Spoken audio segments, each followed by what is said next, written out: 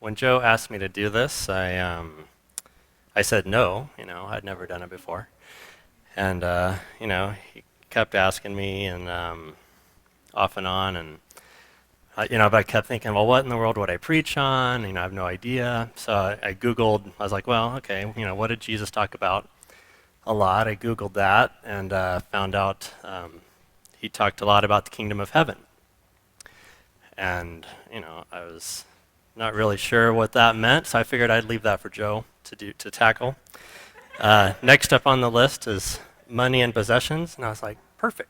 I like both of those, so that's good. Uh, so uh, basically, what I found out is about 15% of what Jesus talked about was about money and possessions, which is kind of crazy. One guy even said that he counted up 50% of the parables were about money and possession in some form, which I didn't double check that, but it sounded impressive. But don't worry, that's a ton of material. There's no way I can cover that in 2 hours, so don't worry about it. I also realize his finances are controversial, so I'm sure everyone in here will get mad at me at least once. So that's okay. I can take it. And I also know some of you know a lot more about money than I do. So I'm kind of in the middle there. Some people I'm sure know more, some people know less. But I have done a lot of study through the scriptures to try to figure out that side of things. So hopefully that will be okay. So, okay, hold on. I'm going to make some assumptions about you since since we're at church. I'm going to assume a few things. Psalms 24:1 says that the earth is the Lord's and everything in it, the world and all who live in it. So I'm going to kind of assume you agree that all of this stuff out here is God's and we just manage it. I'm also going to assume that deep down at least, or hopefully you're moving towards you really want to make an impact in the world, and you don't want to just see things continue, especially for people who are not well off or whatever. So if you're just, as Elaine Bennett says, if you're just here to have a good time, then you're probably not going to follow everything I'm saying. But if you want to make an impact, listen up. Okay, I need to pray.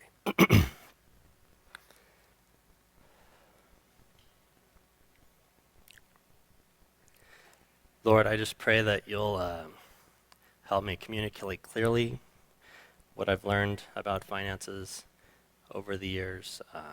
Help everyone to listen with an open mind. Give us wisdom to discern what the scriptures mean. Help us listen if we feel a spirit convicting us, and be willing to act to do what you want. In your name I pray. Amen. Okay, so I'm gonna do kind of a high overview of 3 areas. The first one being debt. So what is debt? It's basically borrowing money to buy stuff you can't actually afford. It ranges from good debt, like mortgages or school loans. It could be debts you have no control over, like medical debt or something like that.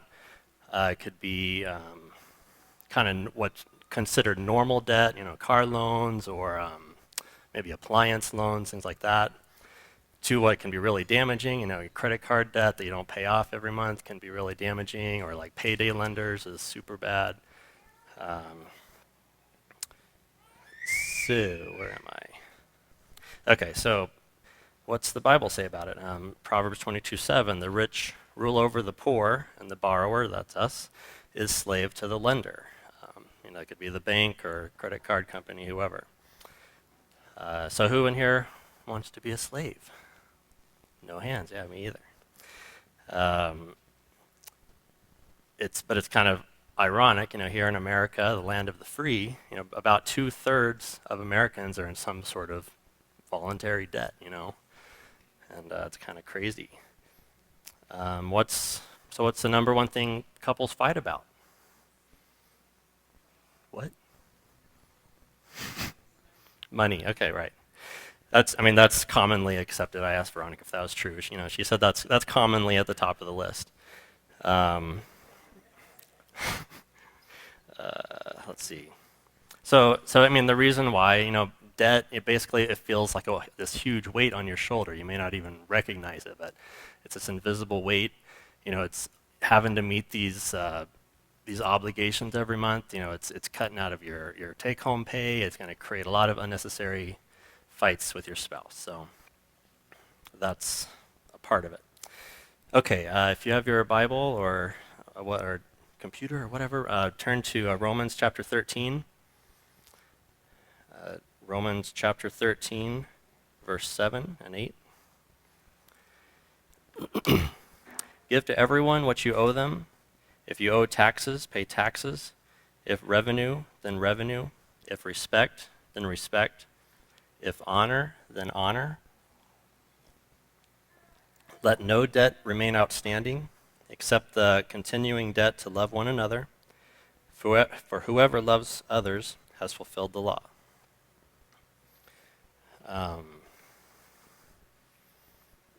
So clearly, we're not supposed to be in debt.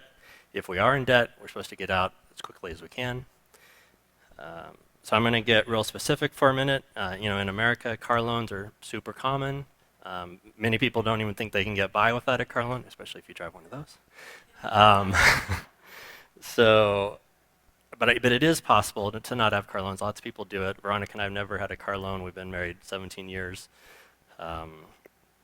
But once you start, it's kind of this cycle. You can never get ahead because you're constantly paying off all this interest instead of putting that money in the bank and saving up for a car. So I worked up a little scenario. It's really small up there, but basically on the left side, I kind of figured out what would happen if you paid cash, and on the right, I figured out what would happen if you do a loan. And I just did a little 5-year scenario. Okay, the other thing is I started out with $4,000 because I looked up what's the average down payment in Colorado. It's $4,000. That's usually what people put down on a new car. So I was like, okay, well, what if you bought an older car, right off the bat for $4,000 and kept it for those 5 years and saved up the whole time versus having a really sweet car, right off the bat and driving that for 5 years. So at the end, the person that paid cash has basically saved up enough to buy that same car that the other person has for cash. Because it's going to be worth about $17,000. That was my kind of estimates after 5 years because of all the depreciation. And on top of that, that person who paid cash also now has about $7,000 in the bank, saved up towards their next car. And they feel like they've got a brand new car because they just went out and bought a 5-year-old car. That's awesome, So anyway, it's all about perspective. Okay, credit card is even worse because the interest rates are higher generally, and it's so easy. You can just keep slapping more on there. Something goes wrong, you can just put it on the card or get another card, and it just piles up. It gets worse and worse and worse. So, did you just ask me how to get out of debt? Okay, I'll tell you. I had to give Sean a hard time. So, okay, well, before I explain, Sean, if you're married, which a lot of us in here are, it's very important to have your spouse on board because if they're not, and if you're sacrificing and pinching pennies and doing all this stuff, and they're running out and they're getting a motorcycle or a new wardrobe or whatever, with all this money you freed up, you're just going to be spinning. You're not going to make any headway. So you've got to be a team on this. Okay, so the most effective way that I've heard of is it's through a guy a lot of you have probably heard of, Dave Ramsey. He's a radio show guy, and he's written a lot of books and speaks and stuff like that. Who in here has heard of him? I know you have. I saw a thing on your shelf last night. Okay, so cool. So yeah, he's a master at helping people get out of debt. He really understands like the emotions behind it. You know, it's not all just numbers. You know, I'm a spreadsheet guy like you saw, but you know, there's more to it than that. Um, and plus, a lot of it is scripturally based. I don't agree with everything, but you know, it's really really good stuff. So he calls it the debt snowball method. But before you can even do that, you've got to have some sort of budget. You know, you've got to know where your income is going. You got to, you know, look through that. You know, I think he calls it, you know, give every dollar a name. So, you know, basically you've got to look through and see, you know, what you're spending your money on. Why is it, you know, why you're not getting any traction? Which to me, a budget's a huge hassle. So I totally get that. But even Jesus thought it was important. In Luke 14, he says, suppose one of you wants to build a tower. Won't you first sit down and estimate the cost to see if you have enough money to complete it? For if you lay the foundation and are not able to finish it, everyone who sees it will ridicule you, saying, this person began to build and wasn't able to finish. Okay, so you got to look at your budget. You got to figure out what you can free up, you know, by cutting back. And there's lots of ways to cut back. I mean, you can stop eating out. You can, you know, sell stuff on eBay. You can stop going to Starbucks. You know, there's lots of different ideas. You can carpool, get a second job. So basically, you've got to get some money. So in our scenario, I'm going to show you. I mean, my numbers, like, you know, it's like, okay, how can we get $500 a month? Which might seem crazy, but you know, if you look at your budget, that's the scenario I came up with. Okay, so yeah, that's easy to say, super hard to do. I get that. We've tried cutting back different things, and it's tough. If it's something, you know, that you're used to doing and you like it, I mean, like for us, we love eating out. I mean, if we totally cut that out, I mean, that'd be painful, literally. So, okay, and so, you know, like there's some ideas, and it just depends on your personality. And for some people, you know, cutting the cable, you know, that's like cutting off your arm, or you know, you know, like I mentioned Starbucks, you know, it'd be like, you know, what am I gonna do? So, and it's tough because you know, American culture is, you know, you can have whatever you want, you can have it now. That's what everyone else is doing or appears to be doing. So, you know, so everything's kind of working against you. But you know, the scriptures don't teach that you know, instant gratification. They you know, we're called to a life of sacrifice, doing what God wants, not what we want. So I thought of an example of what we did when we were first starting out. You know, newlyweds, just out of college. We just moved to Colorado, got an apartment. But we decided to just live off of my income, which wasn't very much back then. But you know, so we just lived on my income. All of her money she made, we threw at student loans. We knocked those out. Then we started saving up for a house because you know, we knew we wanted to be homeowners.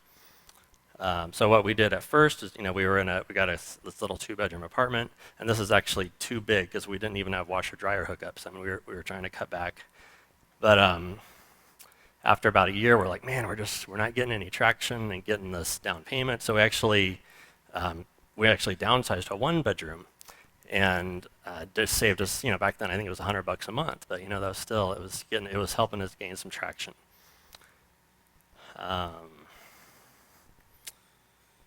Okay, so back to budgeting.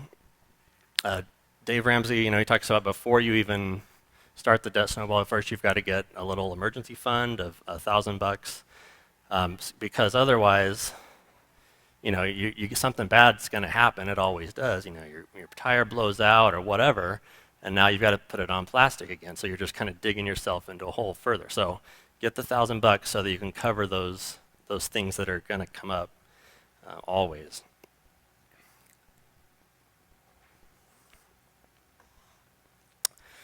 Okay, so now I'm going to go to this debt snowball example, which I really ripped off of Dave Ramsey's website. So if you've ever read it, I've changed it a little bit, but it's on daveramsey.com is where I got it from. So his scenario is, you know, he's going to show someone that has 4 4 different debts, and they, like I said, they freed up $500 a month. And so now they're going to tackle it. So, first they've got the $7,000 car loan, which has a minimum payment of $135. You've got a $10,000 student loan with a $96 payment. They've got a $2,500 credit card debt with $63 payment, and then a $500 medical bill with a minimum payment of $50 a month. So the first thing he says is, you've got to order it smallest to largest. So you put the little one up top, and because that's what you're going to tackle first. And while you're doing the debt snowball, you would keep making those minimum payments on all 4. So you don't just like stop, and because then you're going to get in big trouble with with the other people. So yeah, you keep making the minimum payments. You've got your 500. So then you tackle that medical bill. 500. Boom, you knock it out. One less bill to deal with. It's gone. 1 month. So then what you do the next month, you take that 500.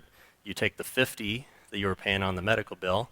You take I think it was 63 on the on the 2,500 loan, and you just throw it at it. You just get it done. You knock it out in 4 months. So now you've got 500, 50, 63, and now we're at the 135. So you take all of that money and you throw that at the next loan. You can knock it out in 10 months. Now your car is paid for. So that's pretty cool. And then finally, the student loan debt was pretty huge, so you've got to deal with that. So you take all that money, you start throwing at it every month. It takes you a year. So so at the end of all that, it took you 27 months. You paid off 20 grand. So if you hadn't done that, if you just kept making minimum payments, it's going to take you 11 years, but you did it in just over 2. And kind of side effect, you've now got $844 every month that is freed up. If you stay on that aggressive stance. Did I explain that okay? Okay, cool. Okay, so $500 a month, or 20,000. Those numbers may be crazy. They may be like, oh yeah, that's me exactly. Maybe you're in a situation where you're not even paying minimum payments. You're totally strapped and trying to figure out how to get minimum payments. So $500 is laughable. Or maybe you remember the good old days when you only had 20 grand in debt, and you're way in the hole beyond that. So whatever your situation, I urge you to get wise advice from someone who is living out their life based on the scriptures. And also, obviously, you need to be studying the scriptures yourself, praying, talking things out with your spouse if you're married. So the principles I'm giving they can apply to everyone, even though my examples might be high or low based on your circumstances. Okay, so you paid off all this debt. How does it feel? It's freedom. I mean, if you've ever listened to Dave Ramsey, he'll have people call in, and if they've paid off all their debts, he kind of walks through how they did it, and and then he has them yell, them and the whole family, they'll yell freedom, and they play the Braveheart clip. It's awesome. Well, it's awesome the first 100 times. That's why we stopped listening.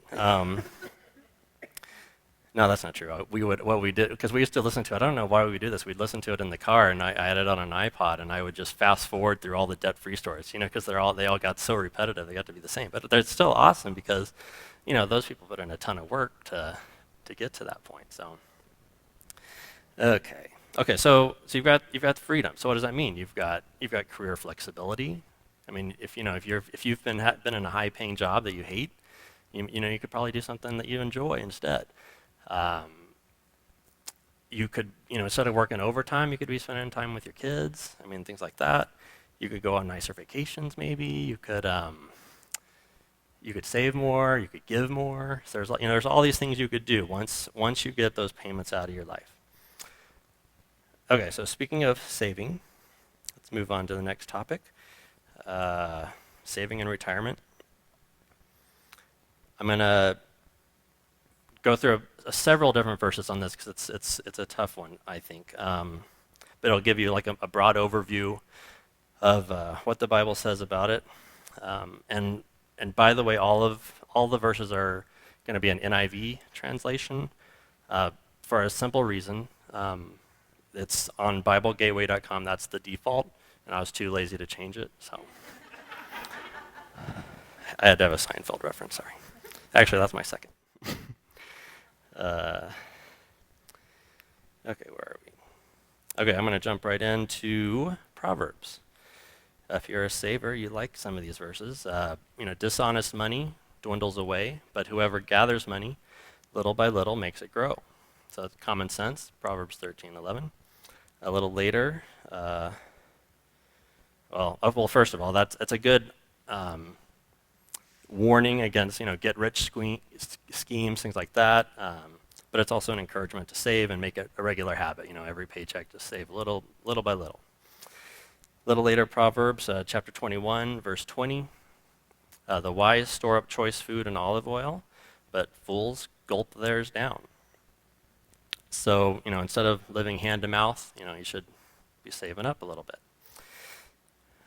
Okay, so let's flip over to the New Testament, Matthew 6:19 through 21. Do not store up for yourselves treasures on earth, where moths and vermin destroy, and where thieves break in and steal. But store up for yourselves treasures in heaven, where moths and vermin do not destroy, and where thieves do not break in and steal. For where your treasure is, there your heart will be also. So now, this is Jesus. It seems to be he's saying the opposite. Instead of saving, don't save. Or are you thinking more of the eternal factor? Because eternal rewards are what they're called, and those don't go away. Those are forever. Okay, so next up, we've got Paul in 1 Timothy 6:9 and 10. Those who want to get rich fall into temptation and a trap, and into many foolish and harmful desires that plunge people into ruin and destruction. For the love of money is a root of all kinds of evil. And Joe's, he's talked about this one before. People will misquote that verse or say it's the root of money is the root of all evil. That's the common phrase, but it's really the love of money is the root of all kinds of evil. So over in Hebrews, a similar concept, chapter 13, verse 5.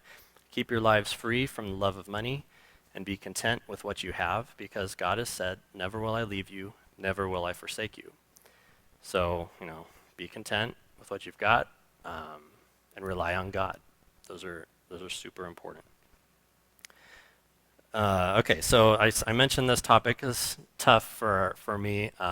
Veronica and I are naturally savers, we always have been. I think it's in our genes or something, but okay, so for us, it was always real easy to do, the Old Testament verses, Proverbs and stuff. That's easy, that's common sense. I read Proverbs every year because of that. But the New Testament, it's tough. It's hard because instead of saving, you should be giving and thinking of other people above yourself. You shouldn't be hoarding. You should rely on God. So what does that mean? I think it's probably the hardest thing to keep in balance in life is, how do you trust fully in God, but follow wise advice on how to plan for the future? So anyway, yeah, we still wrestle with this. And plus, Old Testament, biblical times, it was different than today because they were expected and practically required to provide for their parents, and grandparents and stuff after they could no longer support themselves. So, but today, you're kind of expected to plan ahead and not be a burden on your kids, that sort of thing. So that's different. Things are changing. With Social Security, we can't, depending on your age, you may not ever get anything from Social Security. It could be bankrupt, or just look totally different than how it does today. So, okay, so the common, what most experts, financial experts insist is that we should be saving, somewhere between 10 and 20% of our income. Lots of people have different amounts. Dave Ramsey, he's always consistent on 15%. And then I was reading one guy, and he actually said 20% because in that Old Testament story about Joseph and Pharaoh says, I need you to prepare for this 7 years of famine that's coming up, because he had basically, God told him that there's going to be 7 good years and then 7 bad years. So he's like, so basically Joseph said, well, you got to save 20%. We're going to save 20% of all the food for 7 years, and then that'll get us through those last 7 years. So anyway, interesting perspective. Probably doesn't apply. So yeah, Veronica and I are still, we still struggle with this, how much, so we are saving, but on the lower end of that. Okay, enough about retirement. There's also other kinds of savings. One thing a lot of people say you should do is have some sort of emergency fund, like 3 to 6 months of expenses. So then, if you lose your job or have health issues, there's lots of different things that could really put you under. So if you've got that emergency fund, that's going to help a lot. And I've always just heard that. I was like, well, okay, if you're a saver, you probably want to do 6 months. If you're more on the edge, maybe 3 months. But one guy, he was saying, 3 months, that's more like, dinks, dual income, no kids, there's not a lot of people that are going to be affected if you're taken out, good health. But if, 6 months would be more, you've got kids, you've got one income, things like that. So, or medical issues, there's lots of different reasons you might want to go up to the 6 months. Okay, and again, we still struggle with this because, that's wise advice, but it feels like you're not relying on God to us. So it's there's still this balance of how do you rely on God but follow that wise advice. I don't have the answer. Okay, another thing I was going to just throw in here about saving is inheritance. That's another thing, people will throw out, including Dave Ramsey. He throws out Proverbs 13:22 all the time. He says, a good person leaves an inheritance for their children's children. But, if you look at studies of what happens when people get these inheritances, or, especially large ones, or they win the lottery, something like that, they get a windfall. It causes all these problems. They get moral corruption, breakdown of their family. They waste it all, and usually they're broke within a short time. So anyway, so we struggle with that too. In the New Testament, it doesn't really seem to have a focus on leaving an inheritance, because I guess for the reasons I said, it doesn't seem like a very good gift. If it kind of messes up your kids. I personally would err more towards giving money as you go, helping them out buy their first house, helping them out with kids' college, things like that. There's things you could do along the way that would have way more impact, and that would be more in the giving category in my mind. And also, just teaching your kids about God, as you're growing up, that's a far more valuable inheritance, is that legacy of good character and things like that, versus some cash. So, okay, so I'm gonna do another reading from New Testament. If you're flipping Bibles, go to Luke 12.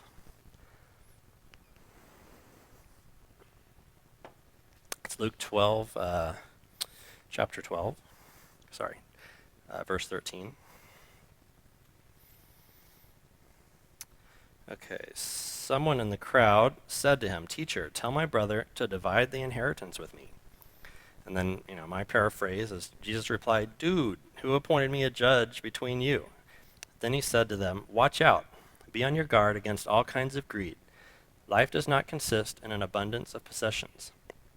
And he told them this parable. The ground of a certain rich man yielded an abundant harvest. He thought to himself, "What shall I do? I have no place to store my crops." Then he said, "This is what I'll do. I'll tear down my barns, then build bigger ones. and there I will store my surplus grain. And I'll say to myself, Self, you have plenty of grain laid up for many years. Take life easy, eat, drink, be merry. But God said to him, You fool, this very night your life will be demanded from you. Then who will get what you have prepared for yourself? This is how it will be with whoever stores up things for themselves, but is not rich toward God. So, wow. I mean, the first time I read that, I'm just like, throw out the Old Testament. I mean, he doesn't want you to save it all. You should be, it's just because, it's going to all get taken away from you or whatever. I had all these thoughts. But the more I, studied it and prayed about it, I think the key part of that passage is, on that last line, be rich towards God, which I interpret as, giving sacrificially. So I guess the point there to me is, if you're giving consistently, then you're not so focused on saving more and more and more, but you're instead of relying on that money instead of on God. Okay, so as Veronica and I, we struggled through this over the years, and so we basically came up with a guideline that we would keep in mind whenever, because things change. You're redoing your budget, and you can kind of put money in different places, and so for us, we kind of made this guideline, or I said it's the Johnson Pirate Code, which basically is for us, always give away more than we save, which is tough. That's tough. That's a lot of money. But for us, so basically, everything we save up for retirement, whatever we're throwing at a mortgage, things like that are kind of long-term savings, we try to give more than that. The reason we can do that is because, for the last 15 years, we've been mostly debt-free. And so we've, really gotten a lot of traction and have been able to get in this position. But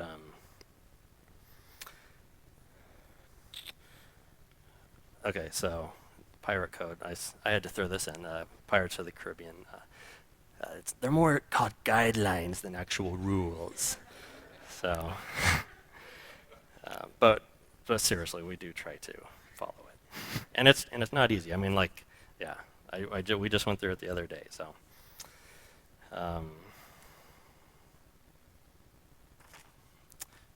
and what it does for us is it keeps we have a saving tendency. It keeps it in check, basically. Instead of, we get a windfall or whatever and, save it up for the future or blow it or whatever, we're just like, okay, no, we gotta rebalance it, basically, kind of like you do with your retirement plan. Rebalance it and say, okay, no, we're gonna give more than we save.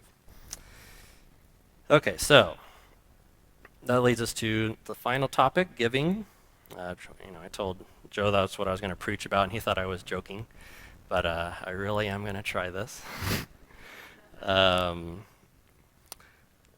Okay, so let's just jump in. I've got 1 Timothy 6:17 and 18. This is Paul. He says, Command those who are rich in this present world not to be arrogant or to put their hope in wealth, which is so uncertain, but to put their hope in God, who richly provides us with everything for our enjoyment. Command them to do good, to be rich in good deeds, and to be generous and willing to share. So, first of all, he's talking to us. As Americans, we're so wealthy compared to the rest of the world. Like here in Douglas County, Douglas County is consistently one of the 10 richest counties in the country. I don't know if you've ever heard that, but right now we're ranked 7th for the highest household income in the country. Every county in the country, we're number 7. So, Paul is talking to us. He says, be generous and willing to share. A little further down, 1 John 3:17, if anyone has material possessions and sees a brother or sister in need, but has no pity on them, how can the love of God be in that person? And related to that, James 1:27, religion that God our Father accepts as pure and faultless is this, to look after orphans and widows in their distress, and to keep oneself from being polluted by the world. So both of these, make it clear that, if we claim to be followers of God, we have to help those that are less fortunate than us. I mean, it's pretty clear. That's New Testament. That's hard to get away from that. So, for us, I mean, I think the best part about when you manage your finances well and stay out of debt is that you can give generously. So, we love that. As I was preparing this sermon, I started thinking, over the years, how much has that turned into, as it just kept going up and up and up. Finally, it's gotten up to 240, which to me is nuts. I mean, we don't make very much. Veronica doesn't work very much. Sorry. Yes. Sorry, I didn't practice that line, obviously. Yeah. I mean, but actually, she does work a little bit outside the home. So yeah. I mean, think about that. 240 grand. Think of all the junk we could have bought would be sitting in a landfill, but instead it's gone towards, eternal uses, basically.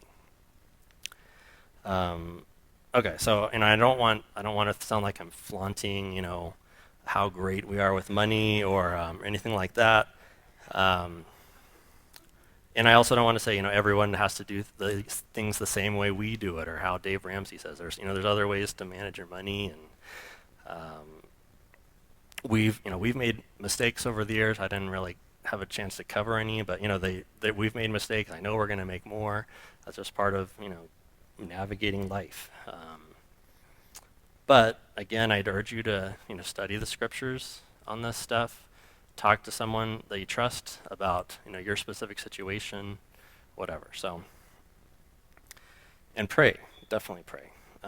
Back to giving, Joe has he's often said that that we don't teach here the traditional 10% view you've probably heard in churches everywhere. I pulled this off the Pathmakers website. The bottom line is there is no pressure to give a certain amount or a specific percentage. There's only a Pathmakers Church cultural belief that you will talk to God about it and obey what he tells you to do. So, and I totally agree with that. I mean, I think 10% is an interesting number, like, if you're getting out of debt or you're just, you're kind of getting your feet wet on what it feels like to give, and instead of spending it all on yourself, to give some to God, I think it's good. But we think the real fun starts when you can go higher than that. So I see Joe shaking his head up and down, if that didn't make sense. Okay, so, and I truly believe God blesses those that faithfully give, both now and especially with eternal rewards. If you want to get a better perspective on this, I'd Google Randy Alcorn, Eternal Rewards. He's got some cool stuff on his website about this topic. He wrote Safely Home, if anyone has ever read that book. But yeah, it totally changed my perspective on what's meant by long-term investing. Instead of saving till you die, long-term, real long-term. So I'd encourage you to give consistently and generously as you work to get out of debt, while you're saving for retirement and just on to the rest of your life. I think it's one of the best decisions you'll ever make as a believer. I think that's good. Let's close in prayer.